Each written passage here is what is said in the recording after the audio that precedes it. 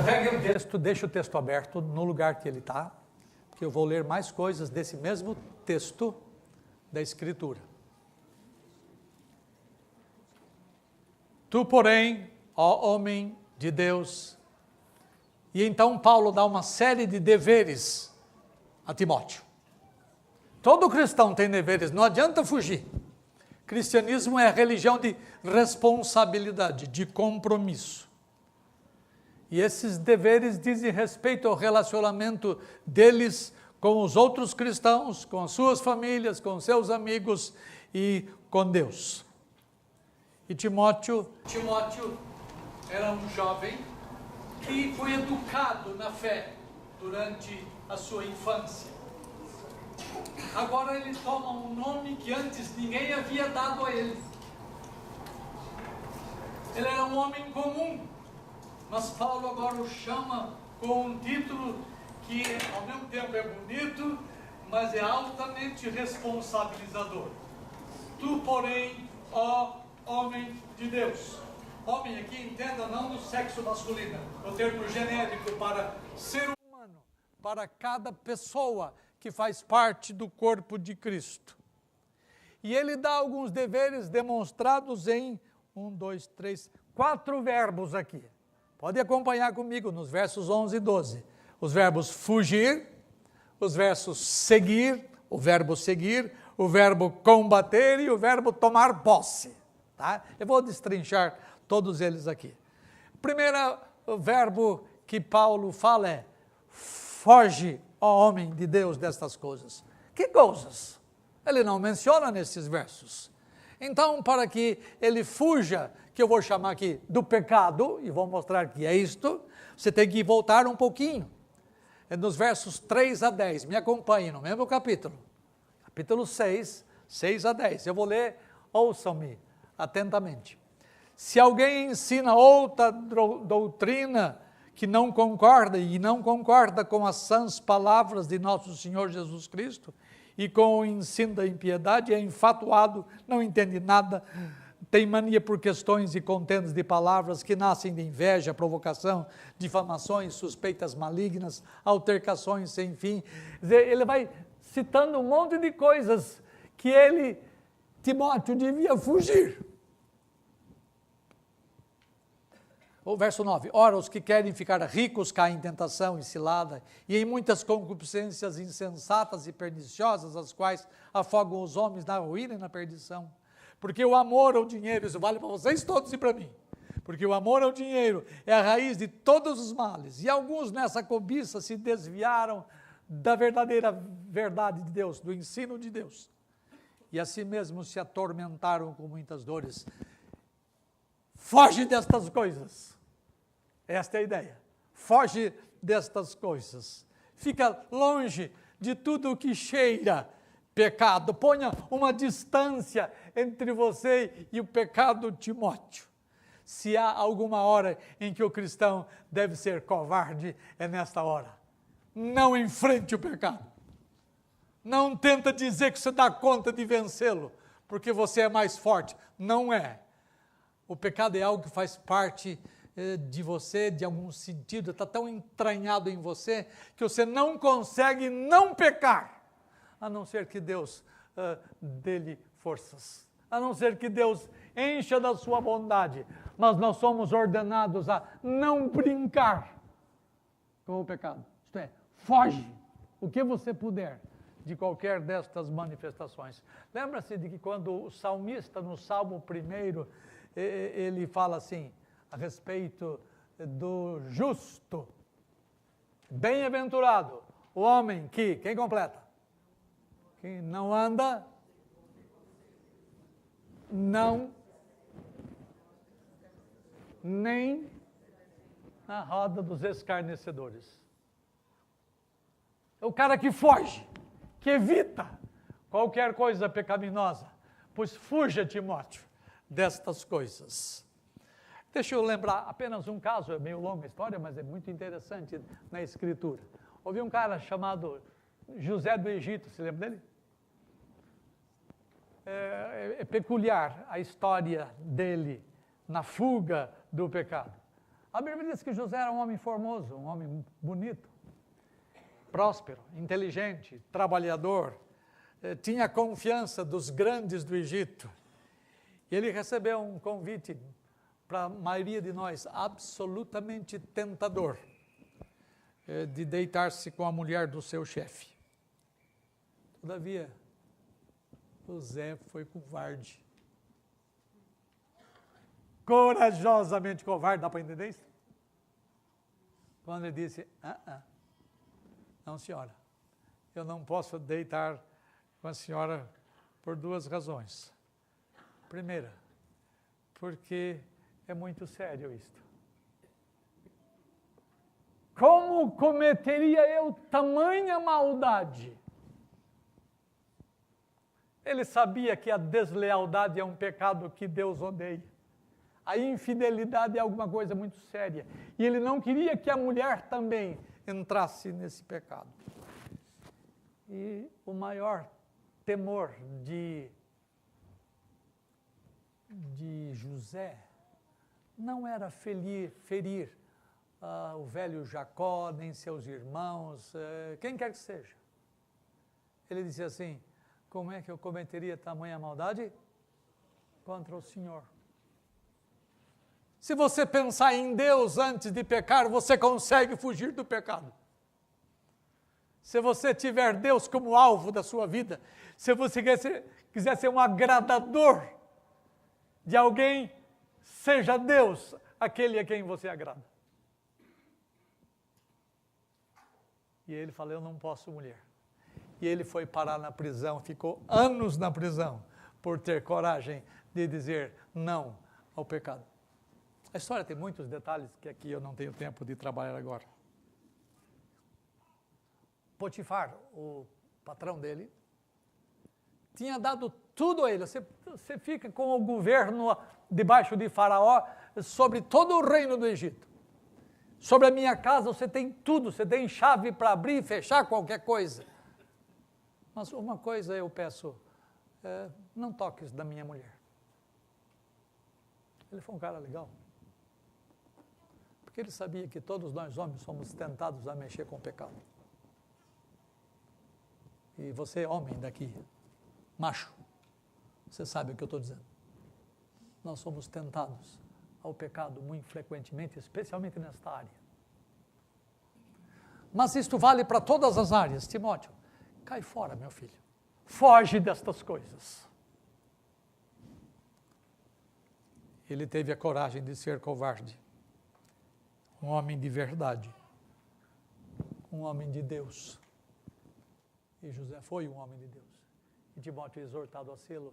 E eu, semelhantemente a Paulo, eu exorto você a que fuja do pecado para o bem da sua família, para o bem da sua igreja, para o bem da sociedade. Porque a nossa sociedade, desgraçadamente, é uma tristeza em termos de pecado.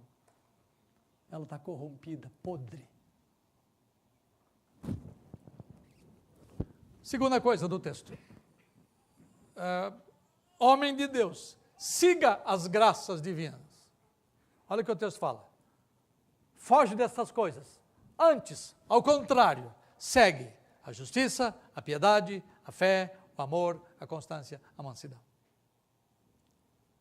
Fugir do pecado é a parte negativa do procedimento nosso.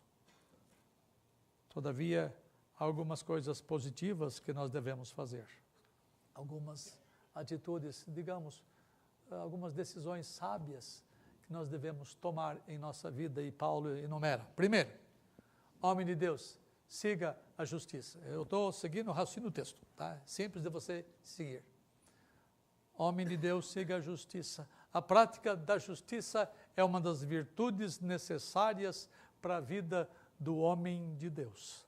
A prática da justiça tem a ver com a vida de integridade e de consciência sensível. A prática da justiça tem a ver com a verdade e com o ser verdadeiro.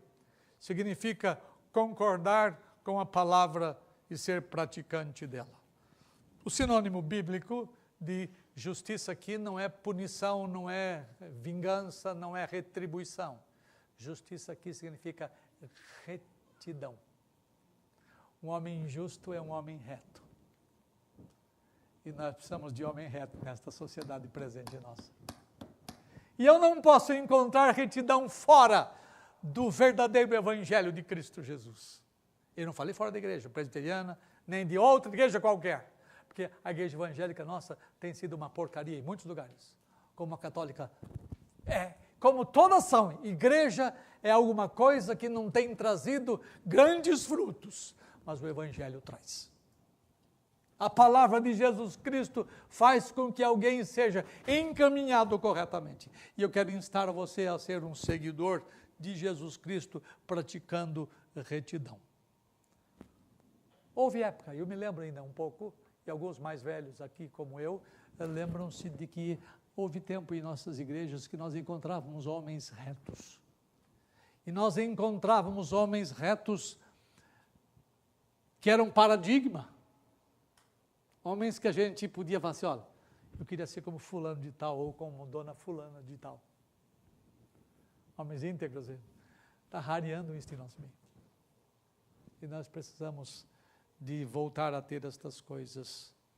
Homem que pratica a retidão e prima pela verdade de Deus. Estamos chegando, em nosso país, na presente sociedade, no mundo inteiro, vocês sabem disso. Estamos chegando ao estágio onde o homem, para vencer, tem que trapacear para ser competitivo. As leis nossas favorecem isto. Tudo é contra o que Paulo disse. Tudo bate de frente com essa ordem de Paulo a Timóteo. É difícil ser reto no meio de uma geração pervertida e corrupta. Mas nós somos chamados a ser retos. Segue a retidão ou segue a justiça. Lembra que Jesus disse, buscai, pois, em primeiro lugar o seu reino e a sua retidão, ou a sua justiça. Esse é mandamento de nosso Senhor. Paulo apenas repetiu a Timóteo. Ainda Jesus disse, bem-aventurados os que têm fome e sede de fazer as coisas certas. Sede de justiça, porque então eles serão fartos. Houve um crente no século XVI, chamado Hugh Latimer. Ele era um dos grandes de Londres, e ele foi levar um presente para um rei, então, malquisto, mal falado, chamado Henrique VIII. Aquele que rompeu com a igreja de Roma por causa do casamento ilícito com Ana Bolena. E ele trouxe um presente, e a presente era um Novo Testamento que Latimer trouxe ao rei, e ele fez questão de, numa das folhas do Evangelho, grifar uma passagem com os seguintes termos. A passagem é bíblica, diz assim, Deus julgará os impuros e adúlteros. Ele deu isso para o rei. O mesmo que João Batista fez com Herodes. E essa atitude podia ter custado a vida de Latimer. Mas o rei admirou sua coragem, porque ele buscou retidão. E nós precisamos de homens e de mulheres que abram a boca e denunciem a falta de retidão neste país. E preguem e comecem a viver lá em casa, vida de retidão. Segunda coisa, eu tenho que correr. Homem de Deus, siga a piedade. Homem de Deus, siga a piedade. Piedade é uma cidade perto de Sorocaba, lá que tem, né? Mas o nome piedade, que é Eusebeia, significa o contrário de impiedade. O sujeito ímpio é contrário ao pio. É aquele que desobedece às leis divinas. O ímpio é aquele que não liga para a prática da verdade e da retidão. Vocês já pensaram se no mundo hoje, nos negócios, as pessoas resolvessem falar a verdade? Rapaz, desmoronava tudo. Porque nós estamos baseados em mentira, em falsidade. E muitos dos pilares da nossa sistema em que nós vivemos é de impiedade. E o cristão tem a tarefa de começar a salgar para ver se alguma coisa muda. No entanto, não é algo que você consegue sozinho e nem neste mundo de liberdade. Todos nós pugnamos por liberdade, gosto para tudo. Você pode ser homem, você pode ser mulher, você pode querer ser mulher, querer ser homem, homem querer ser mulher, é uma desgraça. Nós estamos num mundo sem regra. E onde não existe regra, não pode haver gente pia.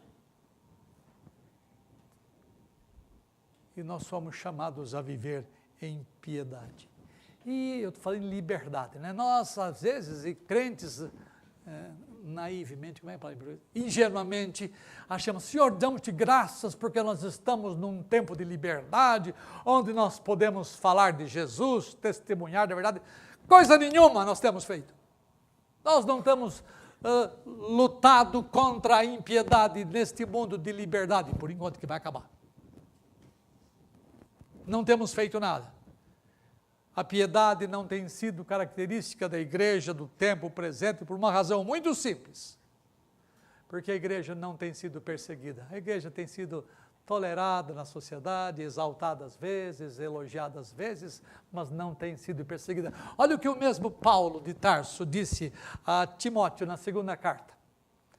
Ele fala assim, pasmem, senhores, todos aqueles que quiserem viver, todos aqueles que querem viver piedosamente,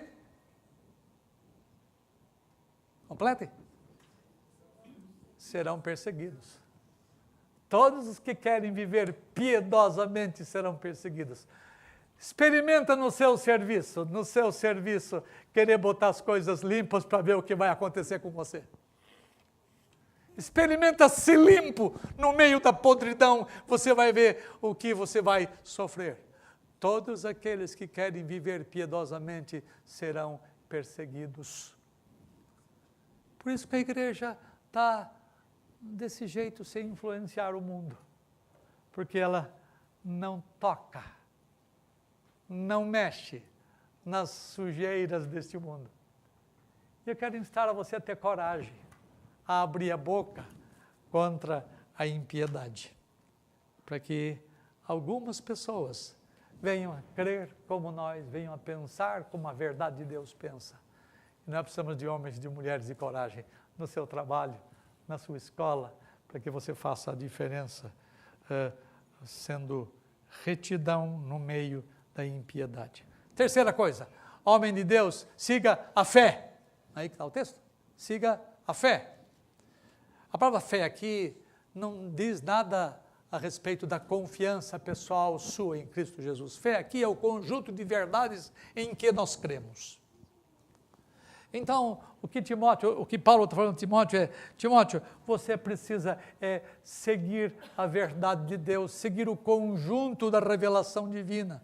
Segue o padrão de doutrina prescrito por Deus na sua palavra. Isto é, siga a fé, obedeça a verdade que Deus deixou. E a igreja de Deus precisa de homens seguidores da fé, ou seja, seguidores da verdade de Deus. Em lápides, em sepulturas de alguns cristãos, existe esta expressão: aqui repousa alguém que andou em fé. Isto é, que andou em obediência à verdade revelada de Deus. Eu estudei muito, e o doutor Alderi sabe disto.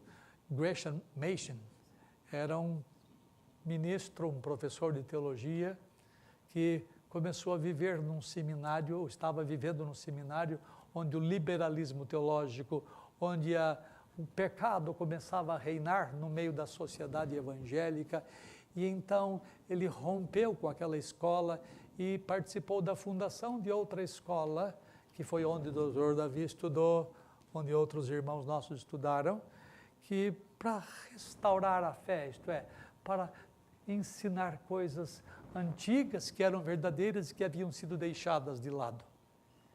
E ele morreu, ele lutando pela fé.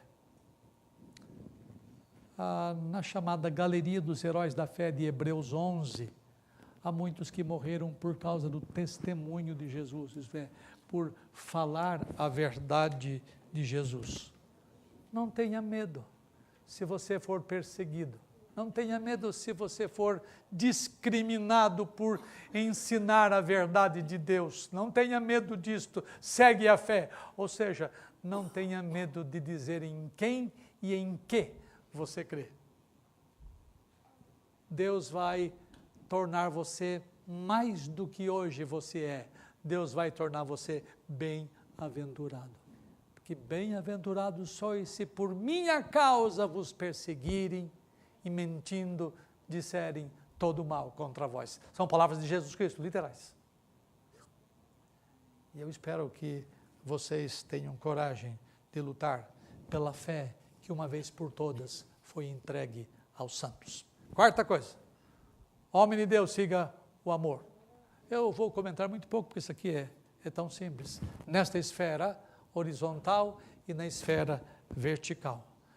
Nós provamos se amamos a Deus quando amamos os nossos semelhantes, quando amamos especialmente os da família da fé, quando amamos os irmãos. Isto aqui é escriturístico. Você não pode dizer que ama a Deus e não ama a seu irmão. A Deus porque você não vê, e ao seu irmão porque você vê. Se você não ama quem você vê, você não pode amar a quem você não vê. Então, este é um ponto sério que merece um estudo maior do que estas simples considerações nesta manhã.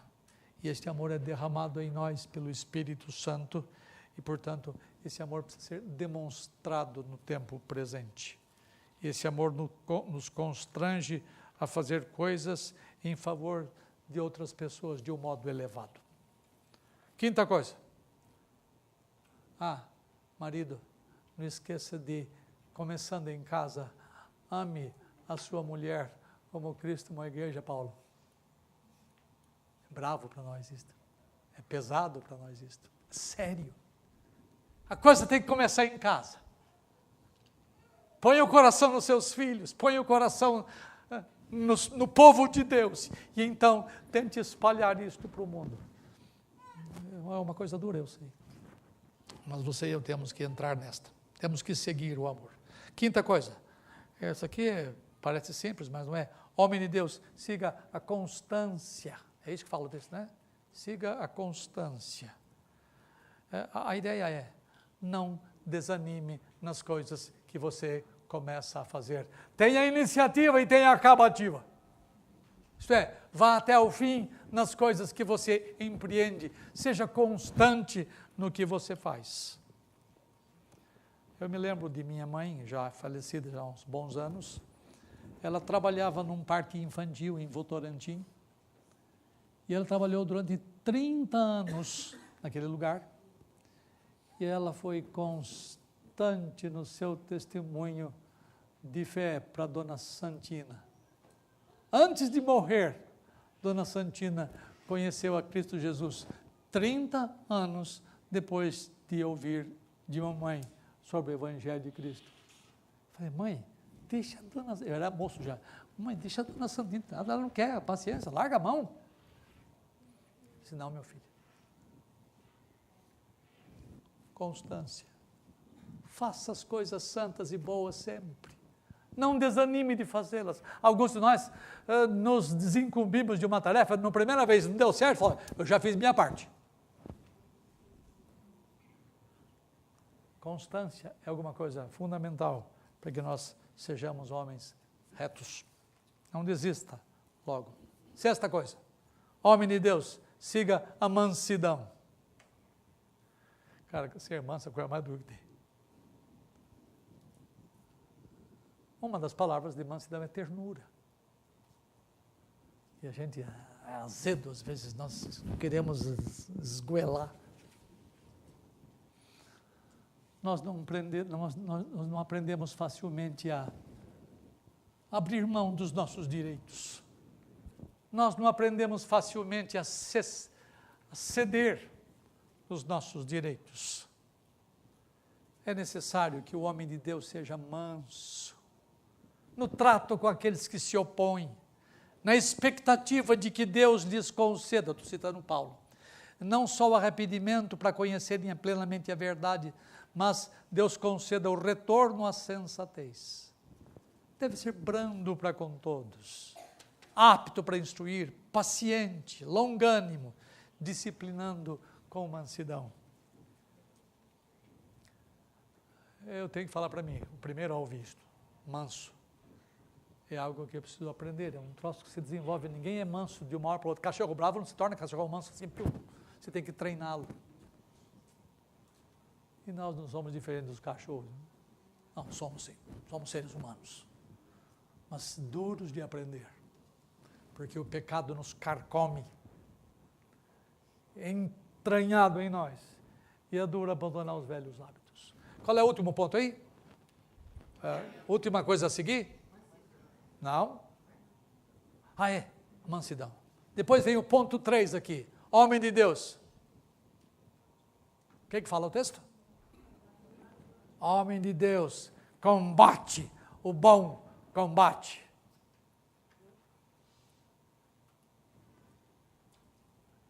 Você perdeu algumas noções do cristianismo. Eu me lembro quando eu fui educado na fé, os mais velhos se lembram na igreja, que nós cantávamos assim: avante, avante, ó crentes, soldados de Jesus. Não se canta mais essas coisas. Nós perdemos a noção de que o cristão é um soldado, que tem que lutar. Por isso que eu li agora há pouco, no começo do culto, lembra o texto de Efésios que fala a respeito do combate, usar as armaduras de Deus, e fala lá, vestir a couraça da justiça, quem protege você e torna você não vulnerável, que torna você inatacável, é a couraça da retidão. Depois fala o que mesmo?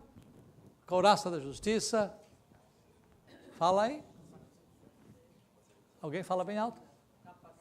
Capacete da salvação, né? Fala em escudo da fé, fala em dardos inflamados, lutar para proteger contra os dardos inflamados do maligno, fala na espada do Espírito, são termos de um soldado romano na época, exemplo, que serve para que nós nos lembremos que a vida cristã não é um dolce far niente.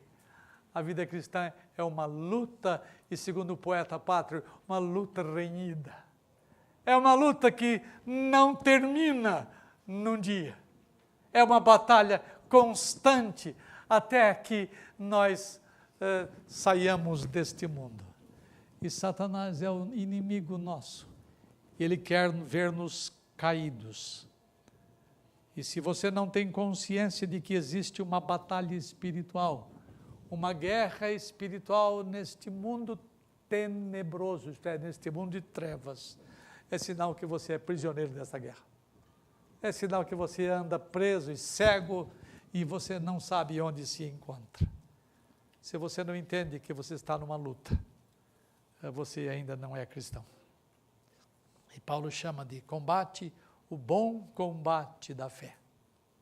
Bom, primeiro, porque o capitão é o melhor que pode existir. Bom, porque a nossa luta, nessa luta nós temos um confortador e temos a promessa de vitória. E porque nós, os soldados, estamos sendo aperfeiçoados. Ao invés de nós nos tornarmos cada vez mais cruéis e ásperos na nossa luta, nós nos tornamos cada vez mais dóceis, mansos e humildes de coração. É isto que nós queremos chegar. Portanto, combate o bom combate. Não desanime. E último ponto, para terminar. Homem de Deus, toma posse da vida eterna.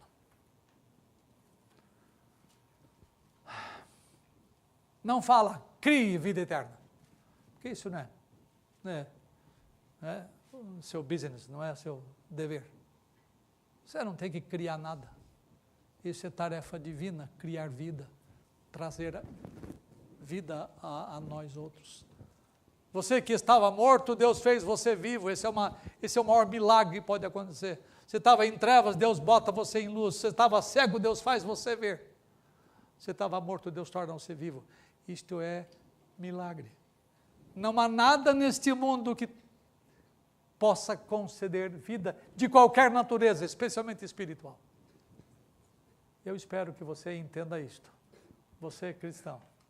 Mas o texto fala, toma posse da vida.